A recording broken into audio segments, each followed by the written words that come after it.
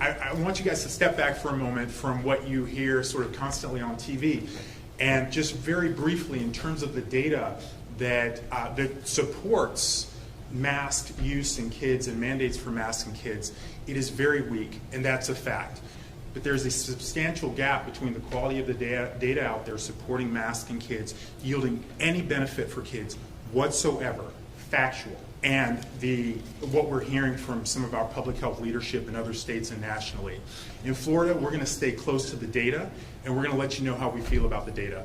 And the data do not support any clinical benefit for children in schools with mask mandates. The highest quality data find no evidence of benefit. And we're going to stick with that because that's what the data show.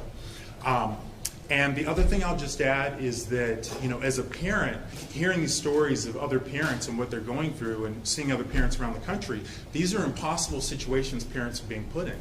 Putting a mask, something on the face of your child, that's a parent's decision. It's not a school's decision, it's not a school board's decision, it's not a governor's decision. It's no one else's decision except for the parent. And parents are being placed in these impossible situations related to the health of their children. I'm here to help support parents in voicing how they feel their children should sort of present, should be in the world. And I'm going to be here to help with that, to support that. It's interesting, the U.S. Secretary of Education, he did like some tweet thread, it was like a month ago, and he's like, follow the data on the mask, and he cited a few studies.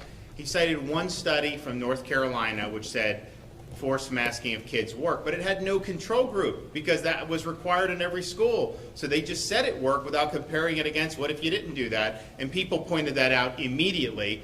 Then he cited a study from the university, or from Wisconsin about it, and the researcher who did the study immediately responded to the tweet and said, we found no conclusive evidence on the forced masking, and basically said that you should not use my study to do that.